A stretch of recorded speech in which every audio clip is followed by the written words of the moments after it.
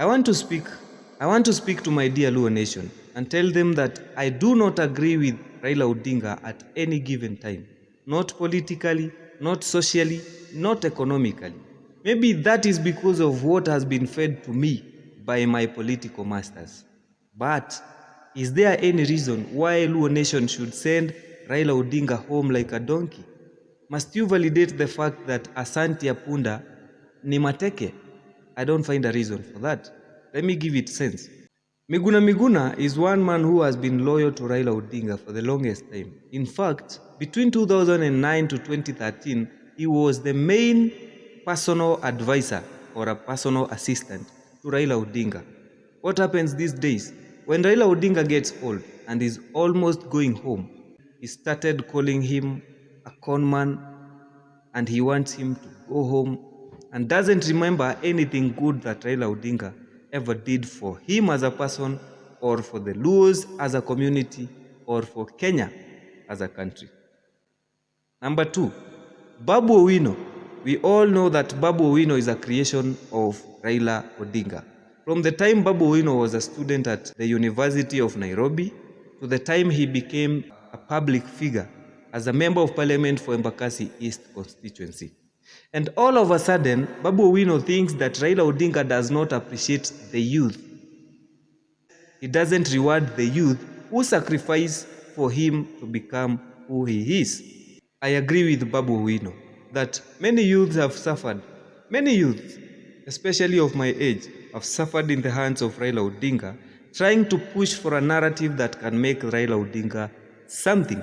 But in the end, those who die, those who suffer, and those who do anything do not get a reward. He goes to a handshake and forgets everything about them. I have no problem with that. But is there any reason for Babu Owino to wake up one morning just because he has not been rewarded with a powerful position to say that the days of Raila Odinga has come to an end? Because he actually said that tomorrow is another day. Yet I heard someone, my English teacher taught me and told me that every dog has its day. So once Babu Owino says that tomorrow is another day, it means tomorrow is a day for a different person. He wishes Raila Odinga goes home.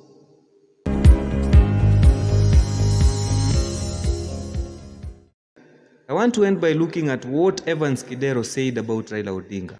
Remember, Evans Kidero was a governor of Nairobi, courtesy of Raila Odinga's support. He has never been a governor anywhere else after defecting from ODM. However, Evans Kidero comes and tells the Luo nation that Raila Odinga has been all along conning the Luo nation. The kingpinship of Raila Odinga has been just another form of slavery against the Luo nation. In fact, he says that Raila Odinga has been holding the Luo nation into emotional slavery for all those years. He even goes ahead and says that Raila Odinga have made the Luo nation to be a political business cartel, that he has been blackmailing them, and that he has converted the Luo nation into a cultist. You know what it means?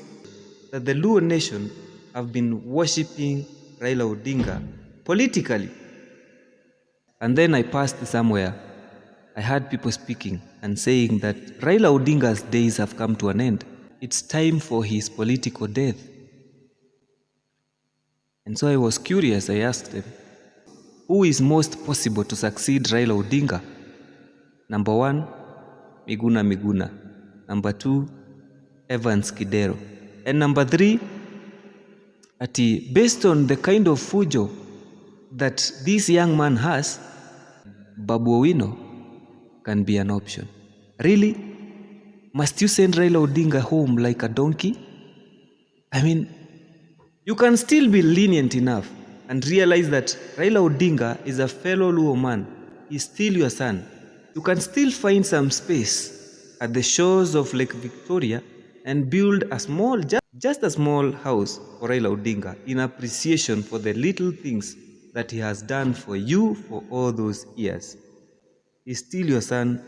Take him back and take him decently.